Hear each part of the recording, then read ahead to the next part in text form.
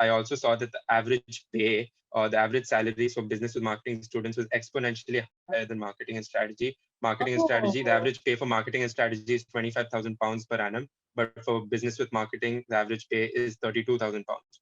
Hi, Subham. Welcome to my YouTube channel. Thank you Hi, for being here Devyani. today and representing the University of Warwick. Hi, Devyani. Thank you. It's my pleasure being here. So before we get into what your course looks like at Warwick, let us talk about your background first. So can I ask you to introduce yourself, which course you're doing and at which university again? Lovely. So I'm Subham Dasgupta. I'm from Bangalore, India, and I'm currently pursuing my master's in business with marketing from Warwick Business School. This is based out in Coventry, and I'm 25 years old. I have an undergrad in BCom honors from Christ University in Bangalore. I've done 2 years of work experience following my undergrad, and then I was here pursuing my master's. So yeah, that's about me. So tell me about like why do you want to pursue a master's in marketing? Like what inspired you to get into this? So the field that I worked in was sales primarily for the 2 years that I worked with. I started off with this general insurance startup in Bangalore called Digit. Okay. And while I was working there, I started with like retail sales for motor insurance. But since it was a startup, I got to engage with a lot of other departments like finance, ops, direct marketing. And obviously, direct marketing caught a lot of my interest. The people, the work they were doing, the amount of creativity and innovation involved in it caught my attention. And even so, I worked at Digit for 1.5 years. Okay. And within the first 6 months, I wanted to make a shift from sales to direct marketing. Okay. But at the time, it wasn't possible. So they asked me to wait a little bit longer before they could make the shift. But I was doing relatively well in my field. Okay. And after I finished my first year at Digit, they weren't very keen on shifting me. They liked to have me where I already was because I was a high performer. But then I wasn't happy doing sales and I wanted to make the shift immediately. So after that, I moved out of Digit because obviously the shift wasn't possible. So I started working with a product design company where it was a really small studio. So I was working and I was doing business development there, which is a mix of both sales and marketing. And as I was doing a lot of market research and like I had to like it was like a more of an on the job training kind of thing. So there I got to learn a lot of things like the 4 Ps of marketing, how to do value and news models and stuff. So that caught my interest. And then I realized that since I don't have the background in marketing, so I did a BCom honors, which was very finance based and accounting based. Right. And even my specialization was in banking and insurance. So I did not have a strong marketing background. So I wanted to like getting a master's would obviously give me that background and help me start looking for like direct marketing jobs. Right. And I was keen on just experiencing an international community, engaging with like a diverse culture. So that's what brought me here. Warwick was not something I was sure of. So after 2 years of experience, I was initially quite keen on pursuing an MBA. I was keen on going to the US, but then doing my research, I even wrote a GMAT in November of Is it? 2020. Okay. But after I wrote GMAT and after I started my due diligence on the whole thing, I spoke to a couple of seniors who had visited Warwick before this. And I realized that doing an MSc with 2 years of work experience is more relevant to enter. And the thing is, you need 5 years of work ex to do an MBA anyway. Yeah, that's right. So I wasn't willing to work another 3 years before I started to make the shift into my marketing career.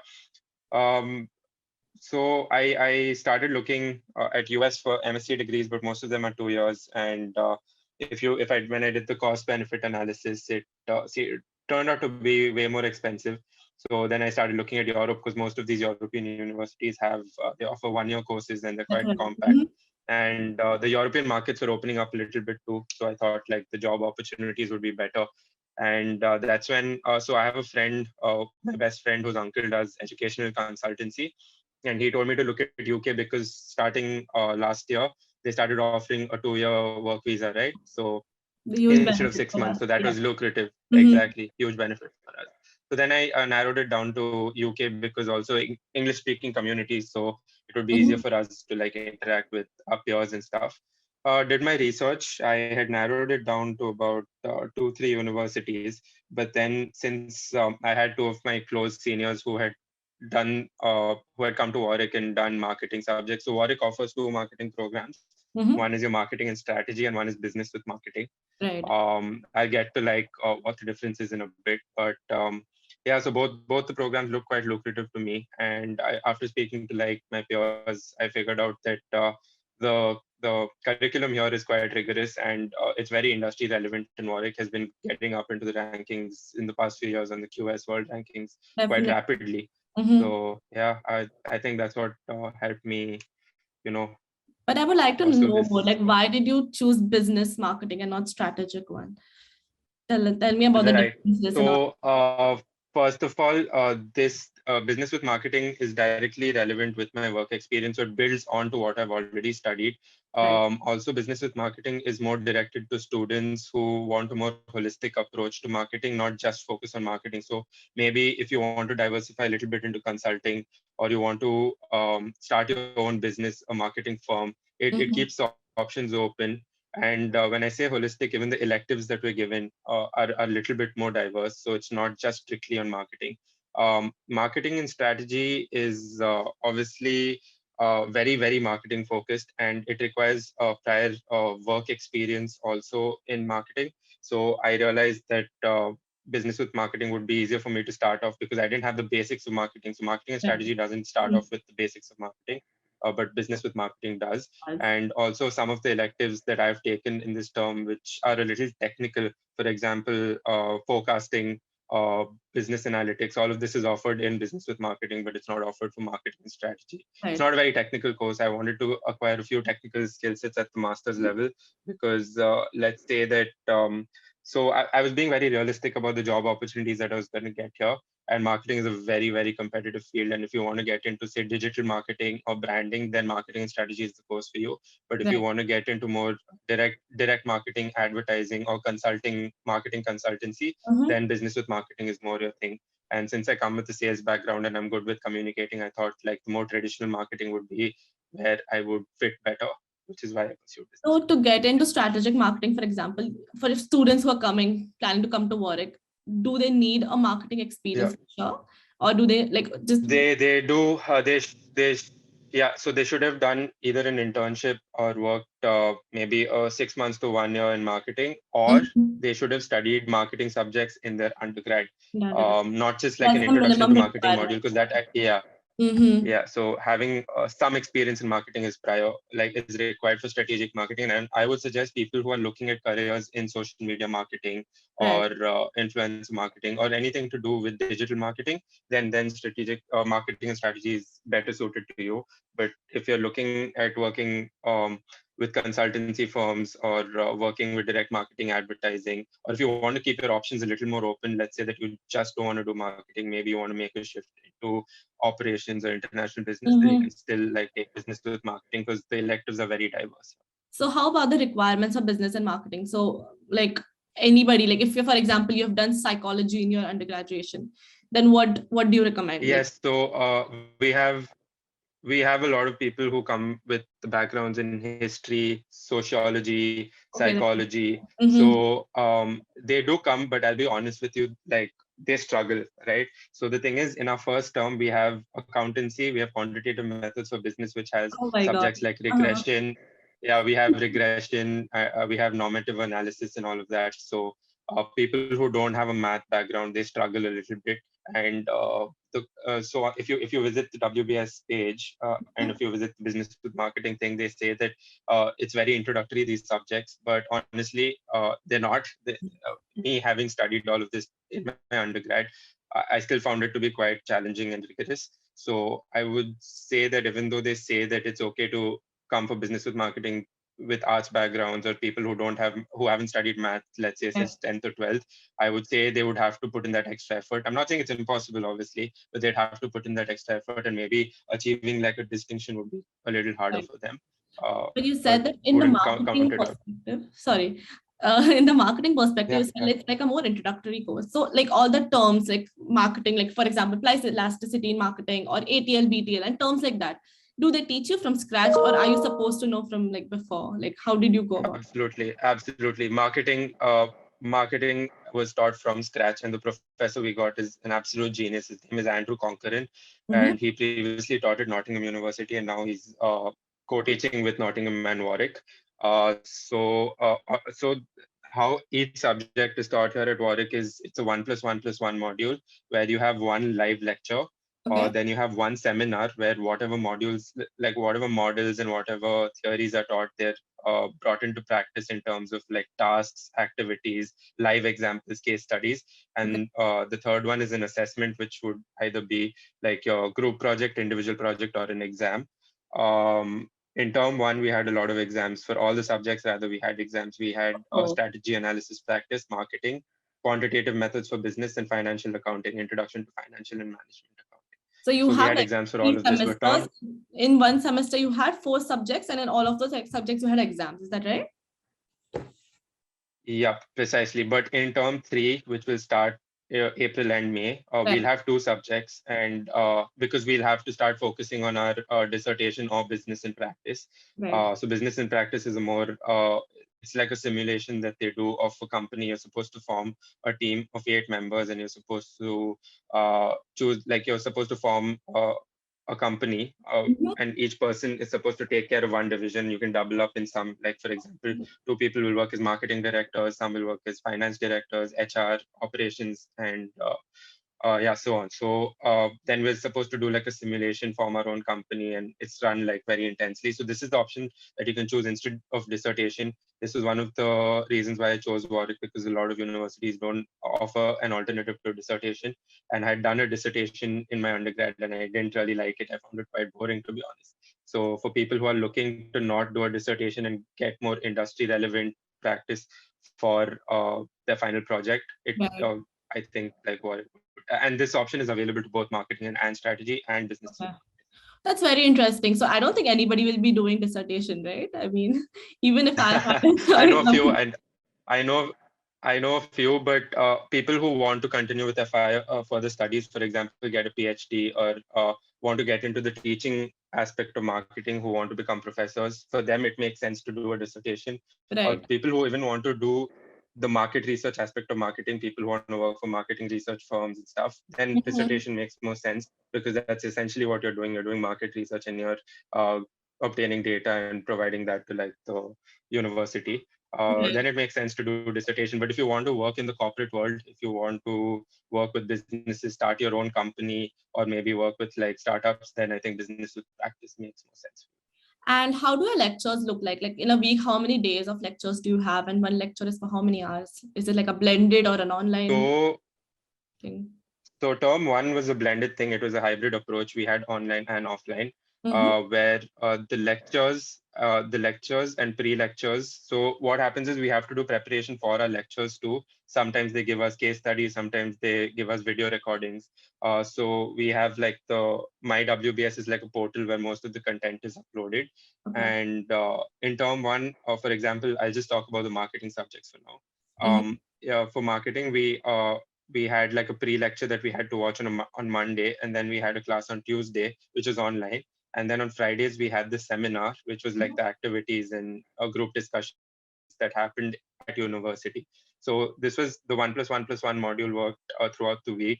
Mm-hmm. And in term one, since we didn't have any electives as such, we had classes every day. We had like 1 or 2 classes every day, but it wasn't too hectic. It was spread out between Mondays and Fridays. But starting term two, depending on the electives, you have 3 days off. So for example, for me this term, I have Wednesdays and Thursdays completely off. I Wow. have intensive classes from Monday, Tuesday, and Friday. So my lectures start at 9 a.m. in the morning and they go until 5 in the evening with like 1 or 2 hours breaks in between. Mm-hmm. But this term has been completely offline for us. Um, so it's been fun interacting with a lot of people. You still have to wear face masks and all of that. As you know, like in UK, they've completely taken off all the rules Yeah. and restrictions for COVID now. So it's a lot more free for us. Mm-hmm. Obviously, we have to be careful, but it's fun. It's everyone's back in full strength classes. So in term one, even the offline classes that we had, uh, our cohort is quite big. So business with marketing has about 140 students in its entire course. Right.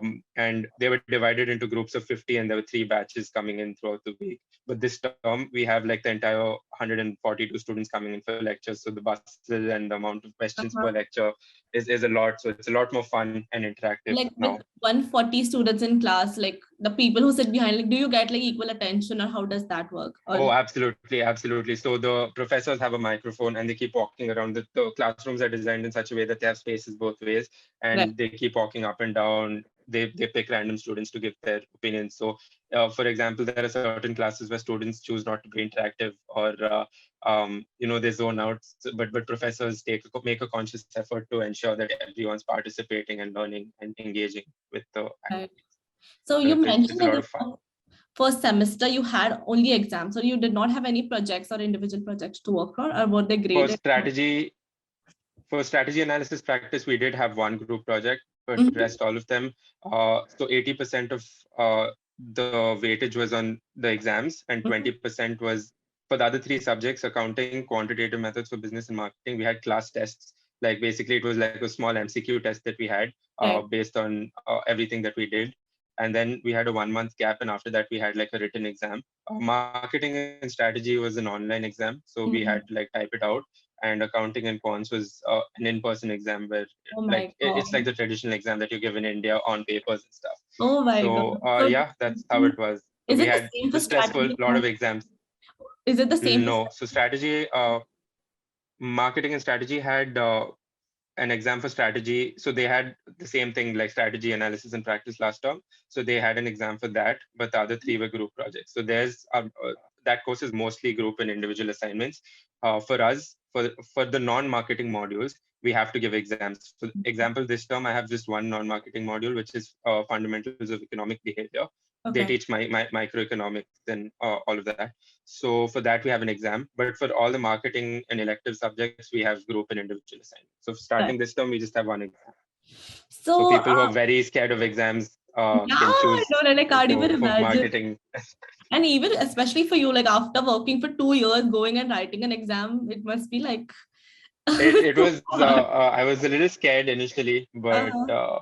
honestly, during the 1 month break, it gave us a lot of time to prepare, so it wasn't as challenging, and I did fairly well. So no, I'm not complaining now.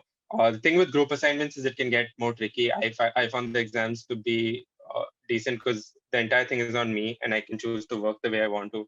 But group assignments depends on your synergies with the other group mates, you being able to understand. For example, language barriers come into play when we have like Warwick has a huge Asian community. So we have a lot of people from Taiwan, Korea, Chinese. So when you're trying to interact with them, there can be certain language barriers. Sometimes not, sometimes they are. So it becomes a little hard to work, but it's good because honestly, that's how an organization functions. You have to interact, you have to work in teams all the time. So it's fun, but I would say it's quite hard too. So how do you prepare for your lectures? Like, do you have a lot of reading material? Like, for example, at King's, like before lecture, we have to read like at least 30, 40 pages of course material and journal articles. How does that work for you? Yep. So not essentially always it's reading. So sometimes they give us excerpts from certain textbooks, or they give us case studies to study. But it's also sometimes the lecturer records a video, let's say for 40, 45 minutes, and uploads them, and we're just supposed to go through that. The topic would be divided. If he's teaching, for example, value and use, certain aspects of the topic he would teach in the pre-lecture, and then he would teach the remaining in the lecture because of the time constraint. And then the implications would be done in the seminar where we use it in real time so that it's understood better. So that's how the teaching is done. All the lectures are for 1 hour. That's the time limit. Oh, And just an the hour. pre-recordings, yeah, just an hour. Even the seminars are for 1 hour. So essentially in a week, each subject, it's 3 hours of work. So you do 1 hour of the pre-lecture, 1 hour of the lecture, and 1 hour of the seminar. So tell me more about the seminar. Like if you say about the practical approach, how does that work? Like you have case studies and you discuss them as a group, or how? Yeah, so it depends on the lecturer too. So for example, in one module, we have 2 lecturers. This term, we have this subject called strategic marketing.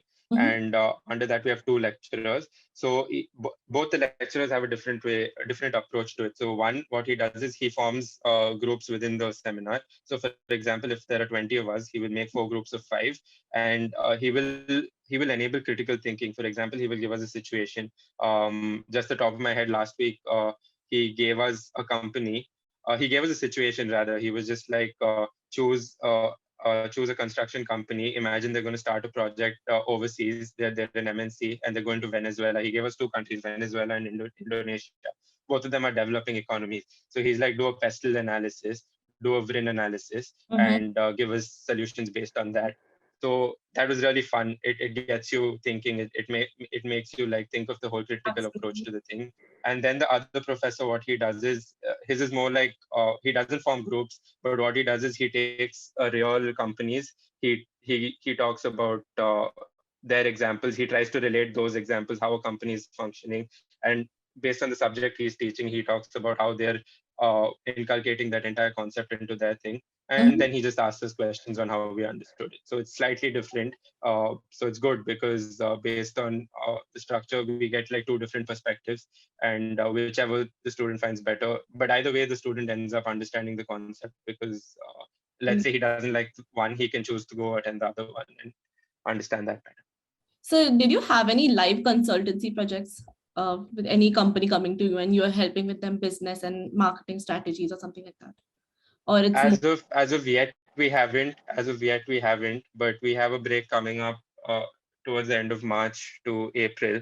So there are a few companies coming in, but I would say that most of these opportunities are not the companies that come are not yet. I haven't seen any marketing companies, to be honest. Most of them are financial consultancy firms, and most of these projects are directed towards MSc Finance and Economics, and business with accounting and finance. So we don't particularly have something like that. But like I said, the business in practice, where we will have to use a simulation. That's when industry experts come in and they interact with you and they help you like with that entire process. It also depends on electives. So for example, we have certain electives like entrepreneurship and business venturing. So if you choose entrepreneurship and business venturing, then you get to work with real-time startups where you have like these people coming in, showing their business model to you, asking you for advice. And if they find your advice relevant, then they can even hire you, or they could just give you like an incentive. So depending on the elective you choose, exposure could vary. If you choose to do a more technical course like I did, like forecasting, then you would be working on certain skill sets rather than more directly industry relevant approach. Right. So yeah, it really depends. How much weightage does your course have on marketing in general? It seems more like the business side. So how much % of your course would you say it's marketing? I would say like about 70% of it is marketing. We study 10 subjects. Out of which like 11 subjects actually. We study 11 subjects with electives and business in practice. So out of which 4 subjects are non-marketing and the remaining 7 are marketing. So 65-70%, whatever. So and even the out of the 4 subjects, one of them, which is strategy analysis practice, is not, I wouldn't say it's directly marketing, but I would also not say it's not marketing because it has a little bit of marketing aspects into it. It's just 3 subjects, essentially: economics, quantitative methods for business, and accounting. But I would honestly say these 3 subjects, for example, if you have a math background and if you want to get into a more general consultancy role, these 3 really help.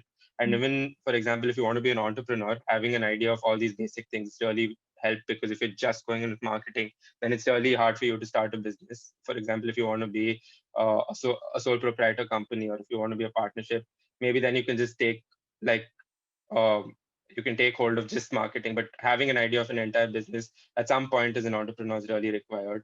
I see myself starting a business 5 years down the line, which is why I felt like business with marketing made more sense. Makes sense.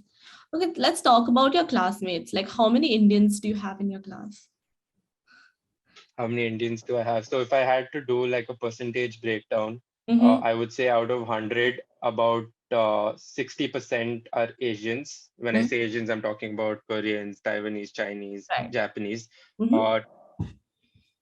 30% would be Indians, Pakistanis and Sri Lankans, Mm-hmm. like Desis, how we call it, and the remaining 10% would be UK and Europeans. Okay.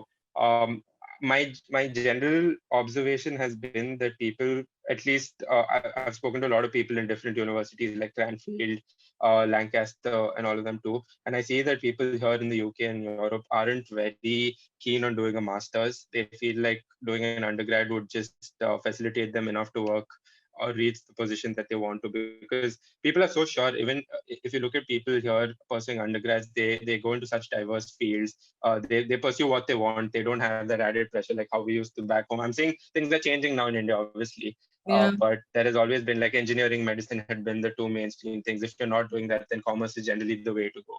Very few, you'll probably see like 20% of the population go into arts, but that's not the case. Everyone's doing the things they want, and they can easily choose the field they want to work in after their undergrad. So masters is not like highly relevant, and for them, they find it quite expensive to invest in a master's. So I see like mostly people coming in outside Europe, let's say South America, or we even have a few Brazilians and Argentinians who come for this course, but it's mostly Asian. I wouldn't lie. Lot of Asian community. So, because you have such a diverse background of people who are studying at Warwick, how was the teaching? Is it more like, are they teaching you about the UK market in general, or is it like more international and more general in that sense? Like in terms of laws or everything, the So business the perspective? pro the pro yeah so no the business point of view, the examples that are given, obviously a lot of global companies come into play, but Mhm. when we're talking about monetary values, or when we're talking about direct laws, obviously the focus is on the UK market. The tendency of the professors is also to try and stick to the UK market as much as possible. But for example, for a group project, if you want to choose an international brand or choose a company that operates in India, Brazil, US, whatever, they will definitely not stop you. They'll encourage it. But when they're teaching you, the examples and the curriculum is designed in such a way that the focus is on relevant examples in the UK.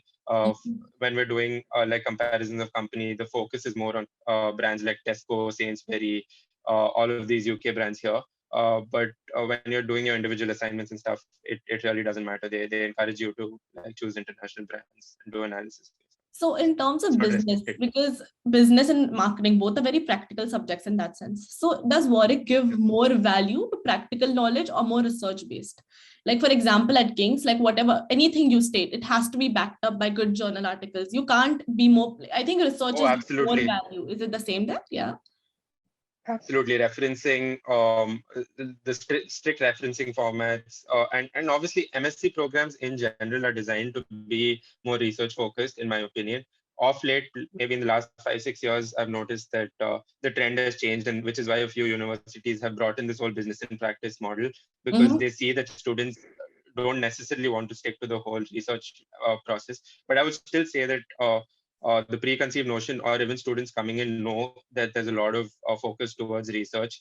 Right. And for example, if you choose dissertation as your chosen path, then Mhm. you have to do research methodology as your elective in term 2 and term 3. You don't get to choose any of the other electives, Oh. because there's so much importance for research in dissertation.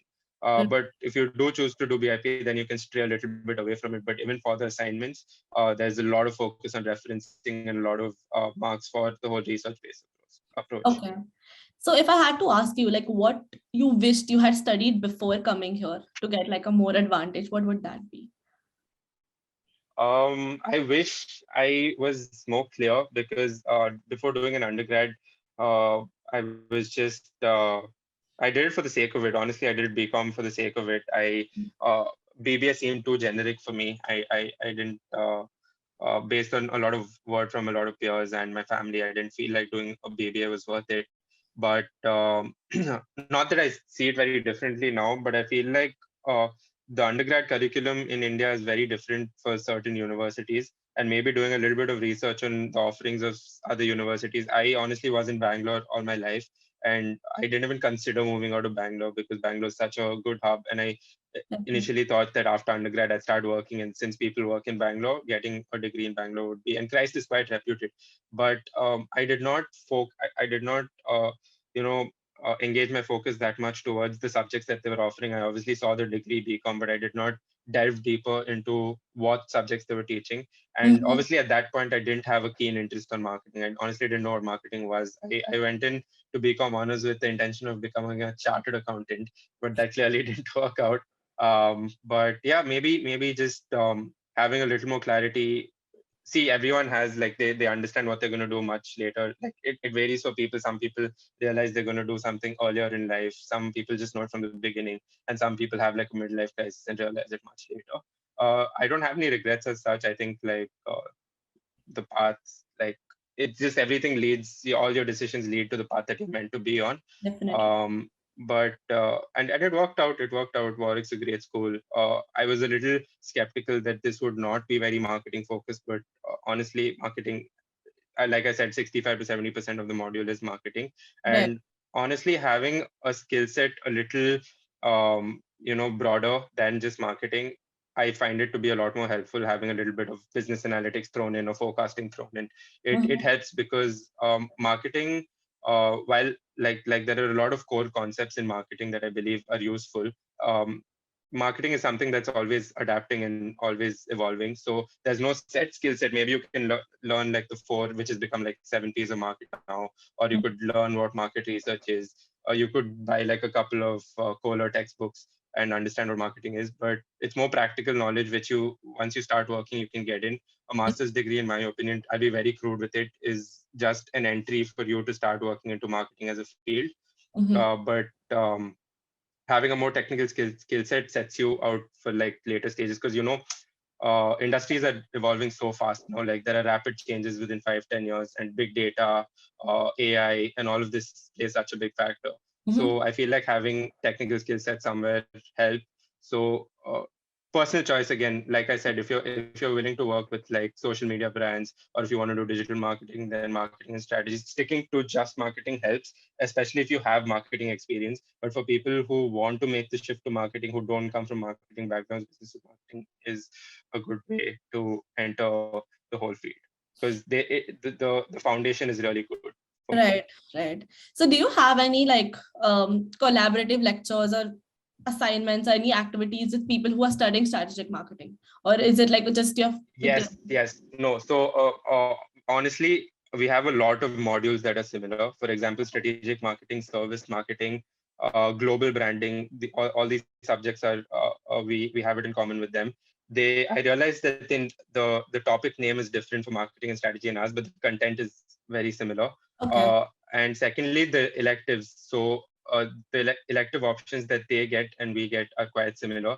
The only difference is they get to choose 2 electives each term, but we get one, because we have more core modules than they do, Right. because of the accounting and quantitative methods of business coming in. But for example, in term 2, I had the same elective as marketing and strategy people. Like a lot of marketing and strategy people were in my elective. The elective was called Marketing with Digital Disruption and Transformation, which talks about how AI, SEO, and all of that is transforming the digital landscape. So you can choose a lot of electives. Honestly, in my opinion, 60% of the course is exactly the same. And even for business and practice, the whole business and practice route, marketing and strategy students and business with marketing students end up working under the marketing module. So like I said, you get to choose which division you want to head for the simulation. And both, like I'm partnering up with another marketing strategy student to work as marketing directors for this project. So it's not very different. The professors do differ, even if the modules are the same. The professors are vastly different for both the modules. The key difference also is business with marketing falls under the business cohort, and marketing and strategy falls under the management cohort. Oh, So marketing and strategy, MSc marketing and strategy, MSc management, and MSc information systems falls under management. And then you have MSc business analytics, MSc business with consulting, business with marketing, business with finance, business with operations, that fall under business. So both of them are a little different. okay. So As I have a question. And like, for example, somebody wants to get it, because Warwick is definitely a dream school for many, right? So if somebody wants to study marketing, for example, strategic marketing, and they don't get in, for you, of course, the business made sense. But do you recommend, like, if not strategic marketing, then it's worth, like, if even if they don't have a math background, it is worth to give it a shot to go for business plus marketing? A lot of my peers initially had applied for marketing and strategy. Then Mhm. Warwick themselves recommended business with marketing to Oh, them. So they okay. were like, we right now think that you're better suited for this post rather than this. Mhm. And they'll give you an alternate offer saying that we would like to make an alternate offer for business with marketing rather. Then it's up to you based on Mhm. your. So I hope this video helps for people who are confused about the fact that if they don't have a marketing background, should they approach it? You'll have to. I'll be honest with you. Like I said, you'll have to put in that extra effort. Go out of the way, seek help. Practice a little bit more of sums. Maybe you'll have to spend your holidays working instead of traveling or going out for parties. But definitely, I feel like a key factor for me has been when I was doing my research. I also saw that the average pay or the average salaries for business with marketing students was exponentially higher than marketing and strategy. Marketing and strategy, the Oh. average pay for marketing and strategy is 25,000 pounds per annum, but for business with marketing, the average pay is 32,000 pounds per annum. So it's almost a 6,000-7,000 pounds of difference, and that played a vital role for me to select it too. Apart from obviously the background and non-technical background, companies these days seem to value you having a little bit of Yes, for people who come from arts background, it would taking business with marketing would make more sense because then it would give you an idea about an entire business or an entire organization how it functions rather than just marketing. So definitely. even companies value that, right? Because even if you are coming and working in marketing, you interacting with other departments. Marketing is basically like the backbone of every organization. You have to have Mhm. interactions. You have to know how your sales functions work. You have to know how much funds you have. You have to interact with finance. You have to know how the operations are. Based on that, you develop your marketing strategies. So Right. you have to have a decent idea about the entire business. So it Mhm. makes sense for people who don't have any business background to come and choose business with marketing. It's hard, but it's worth it for sure. Okay. And as a university, what would you say is your favorite thing about Warwick? Like maybe living there, like anything it could be. The campus is absolutely drop dead gorgeous. I have friends coming in from Bath. I have friends coming in from Lancaster. Although like infrastructure is vastly different in the UK than in India. Most universities just have beautiful campuses. Not going to lie, but Mhm. Warwick is located outside Coventry. It's on the outskirts of Coventry. Warwick in itself is an entire place, Mhm. and it's like the university is like a 20-minute bus journey from my place, Mhm. and the bus like. First of all, the bus journey is beautiful. Out of which the campus is massive. It's colossal. A lot of greenery, a lot of activities to do. We have rock climbing. We have like Oh very my good God. sports Uh, facilities, and there's also Warwick Castle, like a historic castle nearby where you can go, and kings and stuff used to live there. So it's culturally very enriching. I mhm. myself I'm an athlete, so I really like Warwick's sports facilities. I spend a lot of time playing football, swimming, playing badminton, table tennis, rock climbing, name it. It's a lot of fun. They also have they have like these in-house clubs, so where the freshers happened was really nice. It's called the copper rooms. It's a lot of undergrad people, like won't like, can get a little messy sometimes, but it's good. Like the general vibe of Warwick is really good, and honestly the professors are so diverse, and we have professors coming in from Pakistan, we have professors coming in from Greece, we have professors from a lot of UK professors, obviously German professors. So it's diverse, and it's just Mhm. amazing, and they're always like more than willing to help you out. Um, I do have a few complaints about certain things though. Like for example, the seminars. Mhm. The seminars are taught by PhD students rather than the lecturers, and these Oh. PhD students are sometimes not very uh, sure or confident with what they're teaching. So it becomes a little messy. But Mhm. obviously, there's always scope to improve for every university. Not no university is perfect, but they can be a little bit more receptive about our feedback too. For example, they take a little bit of time to take action because we had issues with our economic seminars, and we asked them to change the person who was taking it, and it almost took them 3 weeks, and we were lagging 3 weeks behind, and we had to catch up before they changed the Mhm. seminar leader. So tell me about are you a part of any societies or clubs at university? Or like for example at King's, like mostly all the societies, like undergraduate students are part of them. Like no, not many master Yep. students, you know. Yep, not a lot of masters. I have a few masters friends who are part of like the consulting society. Mm-hmm. We don't there's no direct marketing society. I did want to be part of a marketing society, but there was no marketing society, and Later on, when I found out there was a marketing society, I found out that it's just for undergrads and not for postgrads, like no Okay. eligibility for postgrads. Mm-hmm. But certain communities do. I personally did not want to be part of a community other than marketing anyway. And for me personally, I wanted to work a part time, maybe work two part times, and make some side money, travel a little bit, do my own thing. Right.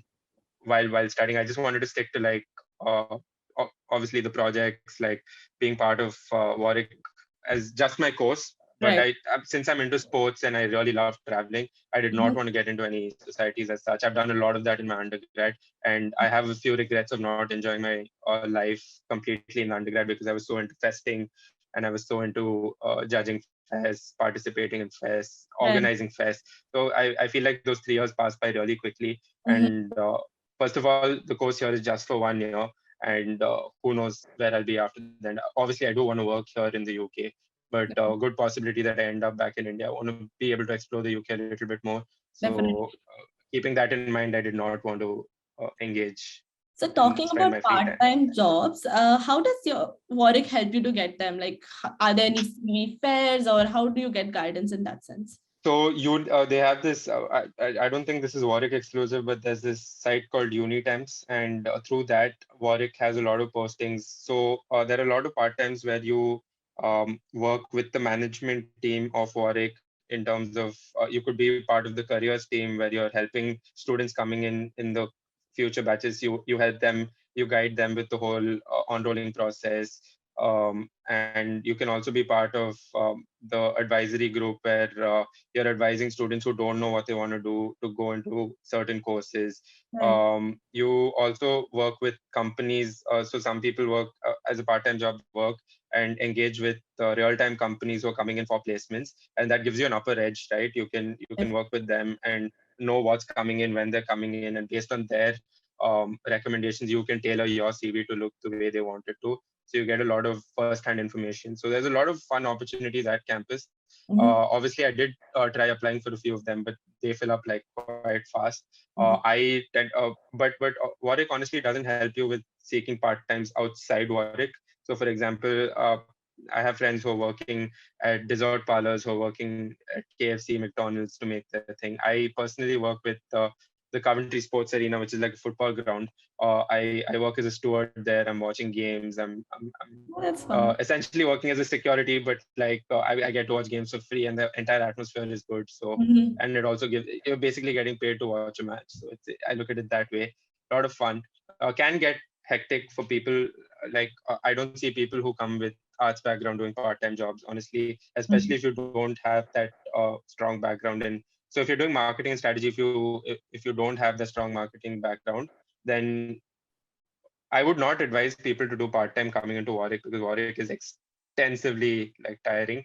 The curriculum is designed in such a way that they keep you engaged all the time. But Mm-hmm. if you can manage, if you're good, if you're really fast at studying, if you're the kind of person who leaves, like if you're choosing a curriculum that is more exam based, and you're the kind of person who leaves the studying up to the last 2 weeks, which I would advise you not to do, then you can think of doing a part time.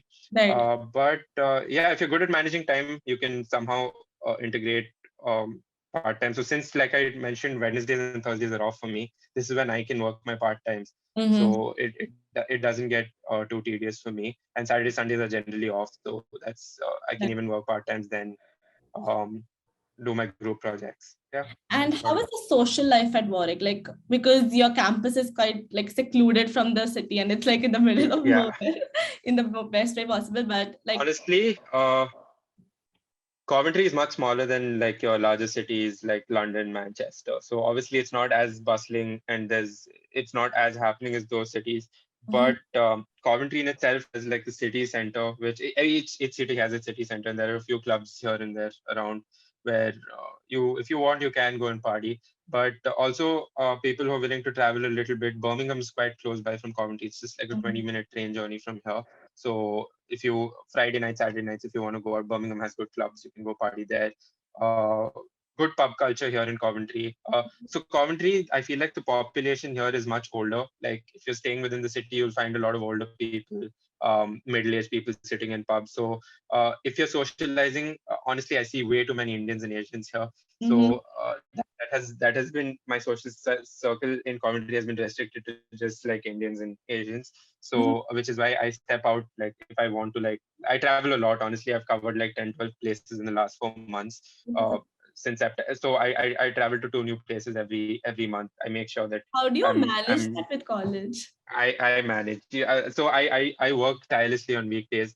Even after coming back from uni, I make sure I come back and just finish all my assignments Mm-hmm. and all of that. And then I try to keep my weekends as free as possible. And if you see that when the course, like each term, in the beginning of each term, the first month is generally quite more relaxed than the remaining 2 months. So that's when you can choose to travel a little bit more. It's all about how you plan and how you manage your time, honestly. Can be a little tedious, but if you're managing to keep up, you can. Doing these short trips are not really hard. Maybe you leave on a Friday night and come back Sunday morning, and Mm-hmm. then come back and work. There are never free days, but yeah, it's about like just allocating time properly. Right. And in terms of accommodation, like, do you have accommodation on campus, or like usually people stay off campus? There are a lot of on-campus accommodations, and even before coming, I had considered staying on campus. Mhm, But after consultation with my seniors and a lot of peers who were joining in, I figured that since Warwick is it's a little, like I said, it's on the outskirts of Coventry, and the thing is, as beautiful as the campus is, post 4-5 p.m. there's really not much to do on campus. So if okay. you want to have a social life, then I would suggest that you stay off campus. There are a lot of good off campus accommodations, like plenty, to be honest. Mhm, So I stay at the heart of the city center of Coventry. It's called City Point Student Accommodation. Lovely accommodation, really. So the accommodations on campus are a little more traditional, but the ones off campus are a little more modern. So I mhm, really like, the lighting is good. It's very feasible. You can just buy a bus pass and go anywhere you want to. A bus pass costs about £33 a month. The first month is free. Warwick gives you a free bus pass for the first month, and after that, just buy a bus pass, go wherever you want. I would encourage people to stay off campus. It gives you more access to a lot of things, but mhm. for people who are not very social, or who are not very keen on socializing, who want to work for these cultural societies, be part of the uni life more, then I would suggest you stay on campus. But if you're Right. looking to work part-time jobs, if you're looking to maintain a balance between your university and like your personal life, then it makes sense to stay off campus. Right. So I wanted to ask you, like, Warwick has a really good reputation in terms of like being the best business school in UK and all of that. So in terms of that, like, what do you think Warwick does differently, which makes it have that reputation in that sense? Like, I feel they go a little bit out of the way to get a lot of industry experts to come and talk to students. mhm, Also, uh, even though I haven't found too many marketing opportunities here, as a business school, the amount of opportunities coming in each month in terms of placement is tremendous. And even the careers team that they have, that teaches you how to tailor your CV, or they tell you how for each company is you're supposed to like design your cover letter, CV, whatever. They go out of the way. Like you can, the availability of this team is a lot more in comparison to like a lot of other friends that I've spoken to in other universities. Um, what else? I don't know about like in terms of the teaching, but I feel like a lot of even the case studies that they use, they aren't too like old. They don't talk about the early 2000s or 90s cases, which are completely relevant in today's fast moving world. They're talking about 2018, 2019, the pandemic, how companies are building back from the pandemic. So it's so relevant right now. mhm, Uh, it's probably why they're regarded that high as a business school. Also, the connections. Honestly, I feel like they have a lot of connections with a lot of good companies across the UK. mhm. Even if you're getting rejected by companies, they're noticing that you're from Warwick, so maybe you would make it through the first round, second round. Uh, for example, if you're from Warwick, it's the chances of you clearing that first round where there's no test. If it's a test based, then it's totally on you. But Mhm. say you're going to be chosen for the HR interview or a technical interview, knowing that you're from Warwick gives them a little bit of confidence, because they have a lot of good industry connections, not Right. just like with big companies, but with a lot of startups and stuff. They Okay. have like these incubation hubs where entrepreneurs, people who have good ideas, they come in. I have a friend who had a really good idea and he wanted to get get it in motion right away, and they check the feasibility of your idea. They're even willing to go out of the way and fund your projects, like give you a £50,000 budget so that you can start your business. So they're doing all these things, which is probably why they've gained that reputation. But like, do you feel like, because Warwick definitely is a really good university, but it really lacks that connections in terms of industry, in terms of London and Manchester. Like we have 100%. like so many agencies and so many opportunities for part-time. So do you sometimes wish, or do you recommend students to live in a bigger city or focus on the education more and go to Warwick? I noticed that Warwick has they have like a branch. I wouldn't say a branch, but they have a floor on the Shard, which is exclusive to the MBA program. So a lot of these MBA students end up going to the Shard. But I've also noticed this year they've started a lot of networking events. So there's this um, boat networking event they started, that on the River Thames they have this boat thing going, and people can sign up for that, and they can go. They have like a lot of industry experts and people from different companies come in, like representatives of different organizations, and you Yeah. can choose to go engage with them, learn a lot about. So obviously there are disadvantages of being in a smaller city, right? Mhm. But at the end of the day, in the last 2 years, I see that they made a lot of effort, like opening up a division in London, having these networking events. So maybe they're not like directly in favor with those universities in London, but then a lot of students do look at like certain aspects like cost of living, and because the cost of living in London is exponentially higher than in Coventry. Right. So that happens. And then for people who are looking to start their own businesses, it makes sense to come to like smaller cities like Coventry, Bath. All of these have good universities too. So it really depends on a little bit of your personal agenda and the research that you're doing, Right. and keep your options open. Don't ever apply to one university.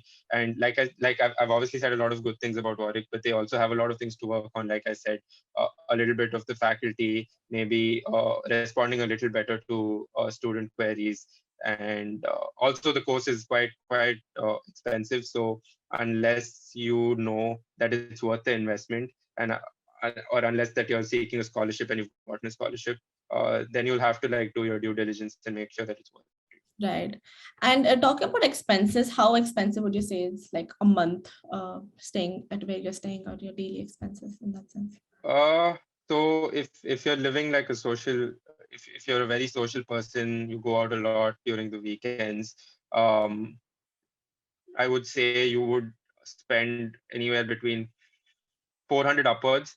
But if you're even if you eat out a lot, like eating out is expensive. I'm not even gonna lie. If you're eating out, if you're drinking alcohol, if you go out for parties, then it's a lot more expensive, right? Mhm. But if you're cooking at home, let's say 5 days, 6 days a week, you're cooking at home, maybe one meal a week you're eating outside, then you can try and keep your budget below £400.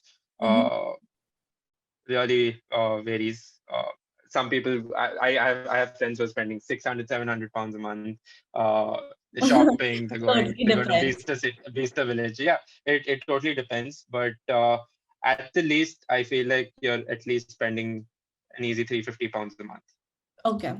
And we were talking about part-time jobs. So for example, you want to work in marketing, but Warwick does not really encourage you to work off campus. So in that situation, like what is your solution? Like, do you go to travel to Coventry and you can do it anyways, or are there like strict rules? Finding part-time jobs in marketing is quite hard. I honestly know only one person who's directly working a part-time with marketing, and she had to wait 3 months before she even found that job. It's not Okay. even marketing, it's like a game company, and she's just working on the social media aspect of it. So for people who want to work part-times, know this much, that per week you're allowed to work only 20 hours as Right. per your visa for your part-time. uh, Coventry is a small city, so obviously that entails that you have lesser opportunities for part-time. You have websites like Indeed and Target Jobs where you can find a lot of part-time, but you'll have to be very selective. You cannot do warehouse job part-times. A lot of students end up coming here and they start in the first week working with warehouse jobs. It is physically very straining. You have to work 10-hour shifts, and it's practically impossible when you're doing a master's level degree. So I would suggest you take something more chill, something that you like. For people who like cooking, maybe take up a job at a restaurant, uh, work at a dessert parlor. I did that for 2 months. I worked at this dessert parlor called Creams for two Mhm. months. But then when the curriculum got really hectic and when I was reaching the exams, they weren't willing to give me holidays, so I had to quit the job and find something else.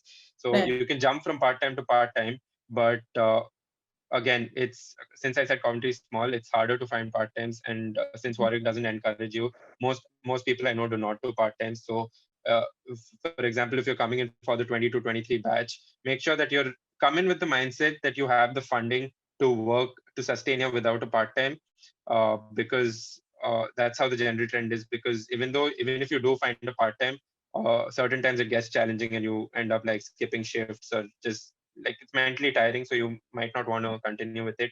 You could Mhm. do it for a month, but mentally prepare yourself to come here, ensuring that this is not like the us has like a mandatory requirement for you to work a part time along with your thing, and the curriculum is made in such a way that you can work a part time. But since we're doing a 1 year master's program, doing a part time is genuinely really hard unless you're really good with time management and all of that. But if you're not, then yeah, just be prepared. So in terms of full-time jobs, are you like preferring to apply in London, Manchester, or back planning to go back? How does Yes, I'm looking back. I'm looking to apply. Most of the offerings are at these bigger cities. For example, London, Birmingham, Manchester, Glasgow in Scotland. I personally am open to working anywhere. For me, it's more about the company rather than the place right? and the profile. Because I've worked with companies that I don't like. I've worked in profiles that I don't like. So it's very crucial for me to work, especially after a master's degree. It's important for me to do something that I like, because I've made that investment and it has to be worth it. I am definitely like not looking to go back. I do not preferably like the work culture in India Mm-hmm. as far as I've seen. But if it comes to it, obviously I will head back if I don't find something. I'm not going to just take a job in anything here. I'm not that desperate. So I'm not going to take an accounting job. I'm not going to take a consulting job that I don't like. So if it comes down to it, I'm willing to go back and look for jobs in India, as a lot of my peers have done. But yeah, the main focus is I'm actively looking for jobs across the UK, preferably in London, Manchester, because marketing is all about networking and being in those lush cities and just having exposure to that whole uh, network database. Right. That's the Another goal. question, not related to Warwick per se, but like on Google, it says like, Coventry and Birmingham are not very safe places to live at. Why do they say so? Like, have you experienced something like that, which makes it very unsafe? Birmingham, I've heard a lot of stories about Birmingham not being safe, and Coventry is. I have obviously there have been instances that it's not just in Coventry but in UK. I've heard there have been a lot of stabbing incidents, and uh, in the second month of me being here, there was a stabbing incident in Coventry where an undergrad was stabbed or something. Uh, it really depends on your how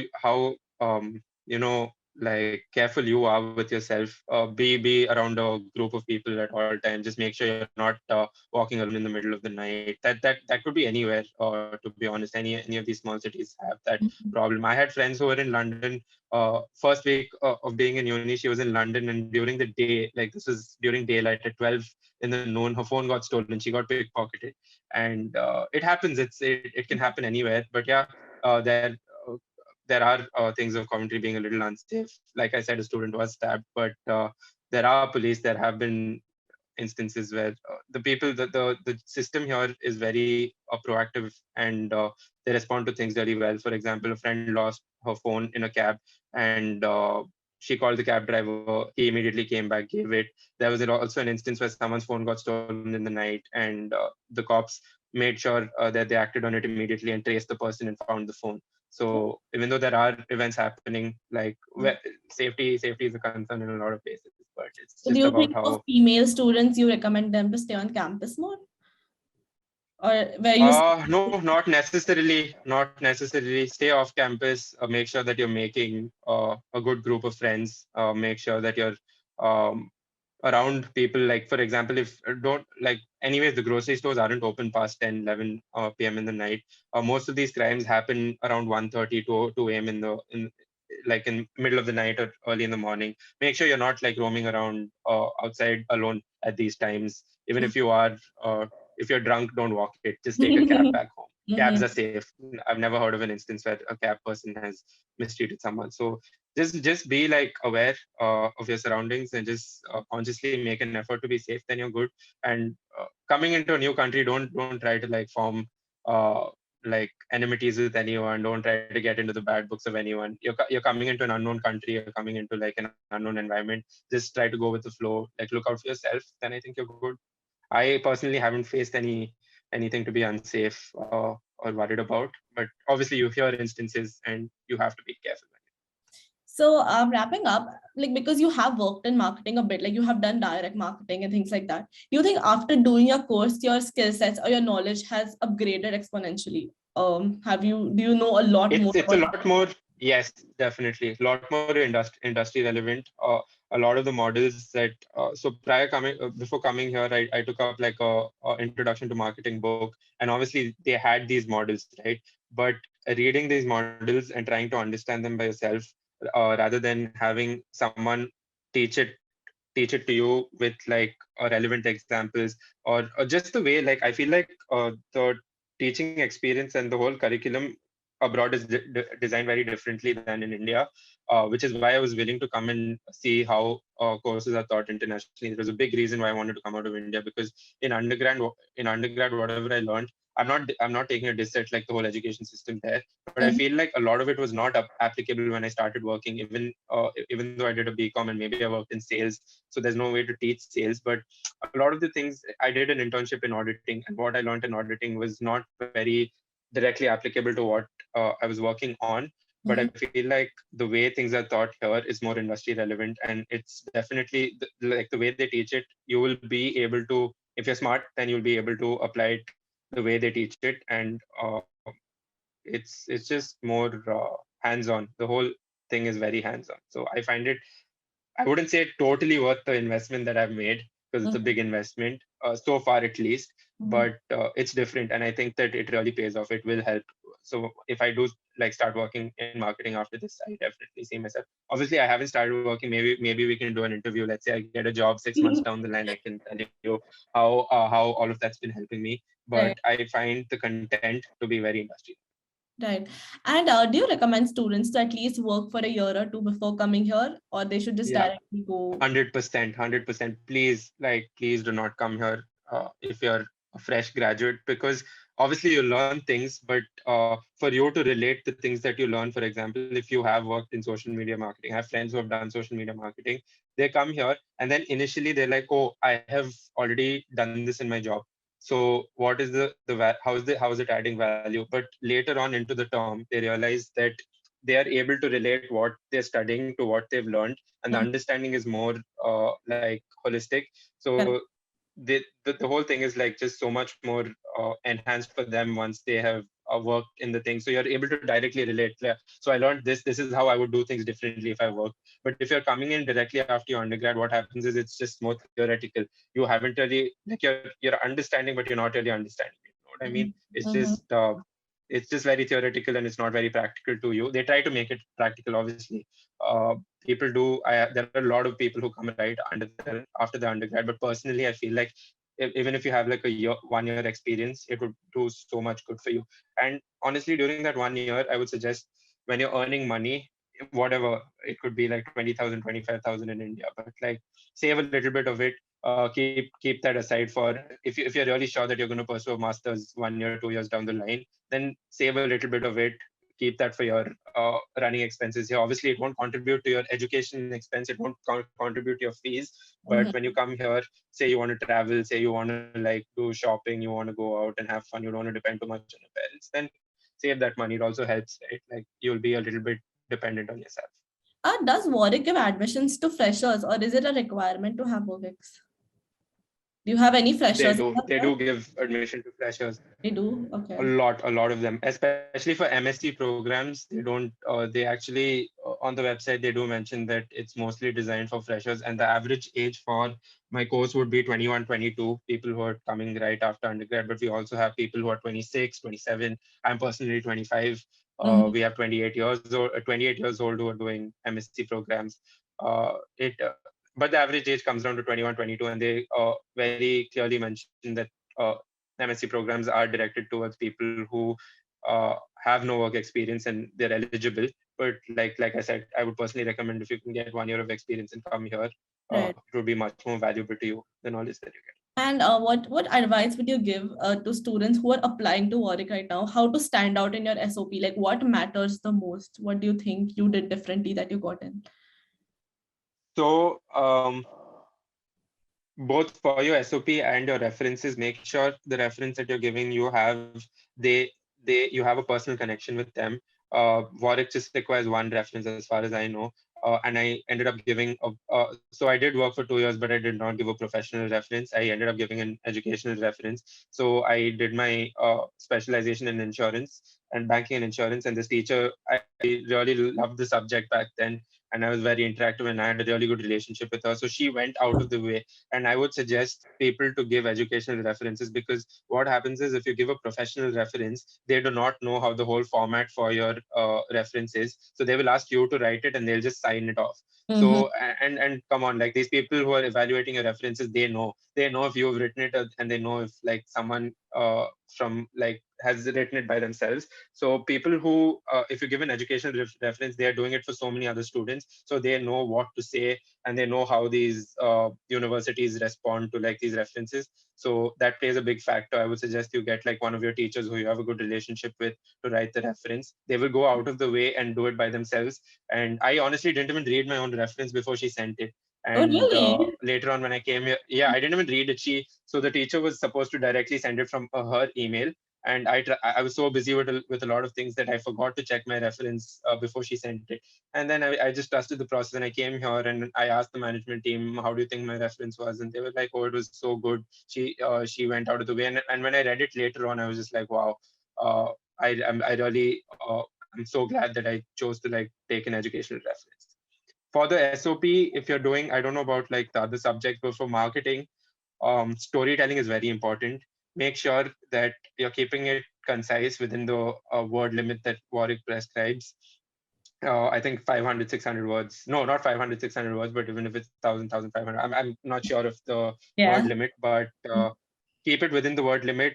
Be concise and make sure you're conveying your message very clearly. Don't stray from the point. Don't make it too emotional.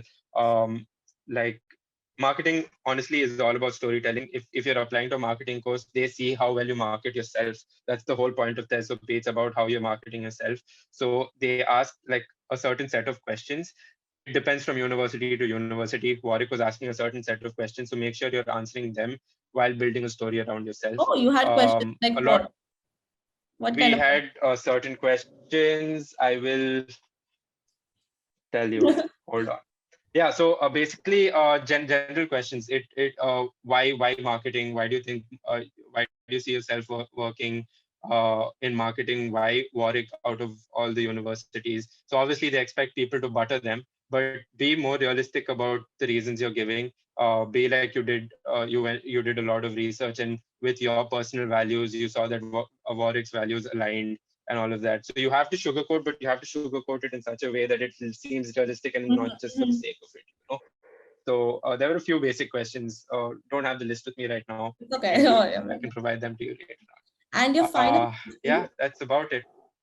like what is the best advice, not just in Warwick perspective, but overall, like what is the best advice would you give upcoming students who want to do masters in UK and how they should go about it? Like what you wish you knew before you came here, or what advice you would like to give them? Okay, personal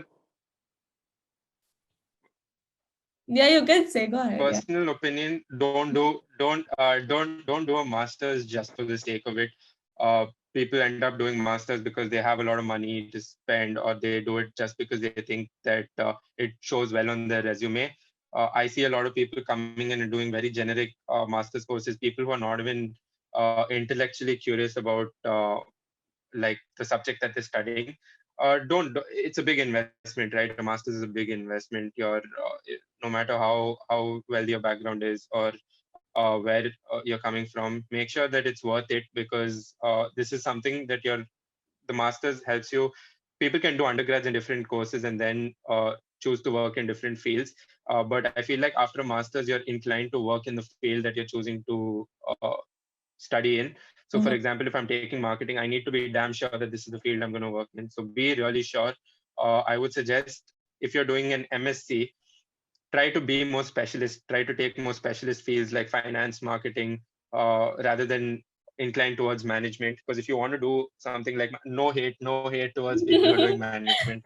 But I'm just saying that if you want to do something like management, international business, try to choose like an MBA rather than choosing like an MSc. MSc is designed in such a way that you choose like a specialist module and then you work towards it. Be open to doing a lot of research.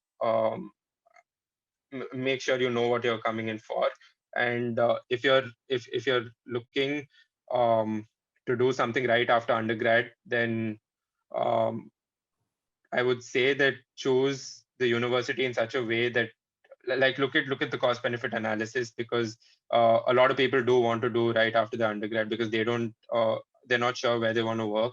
Right. That's the only case where I would recommend you do a master's. I have friends who have done 2 master's degrees. One of them, and so their first master's would be like a management, and then they would choose a specialist one. So if you want to go ahead and do that, you can do that. If you have no experience, I would suggest you start with a more general master's program. But if you do have experience and if you're really sure what you want to do, then select a specialist there. Yeah, that's my advice. Also have fun along the way. Don't just like stick to your academics. Like, try to make a lot of connections. If you're coming abroad, then it's very essential for you to like network, build a whole diverse cohort, get on LinkedIn, talk to people. Especially for jobs, I feel like just applying to companies doesn't help. Companies, they receive like high volumes of resumes. So if you want to stand out, if you have a dream company that you want to work for, go on LinkedIn, check for people who are working at a managerial post who are recruiting. Send them messages, show them that you're interested in the company, show them why you're interested in the company, and then apply to the company. That increases your chances exponentially. Yes. Yep, that's Thank you guys. so much, Shubham. You have been super insightful. You have given a lot of information. Even I learned a lot talking to you. So thank you so much for that. So I'm going to be adding your LinkedIn profile in the Lovely. It was a lot of fun. so that if anybody has any question, they can definitely reach out to you, right? Lovely. Yeah, I would be more than happy. I would be more than happy. I've had a lot of students who are applying to Warwick reach out to me in the last few months, and even if I do respond a little late due to like deadlines and stuff, I will get back at some point. But I'm more than happy to help out anyone who needs advice, and it was lovely engaging with you too. And I hope this helps for people who are looking to apply for masters I'm and sure it's Warwick in gonna general. help a lot. Thank you so much, Shubham. I'm gonna end the call now. Absolutely, my pleasure. Bye. Thank you.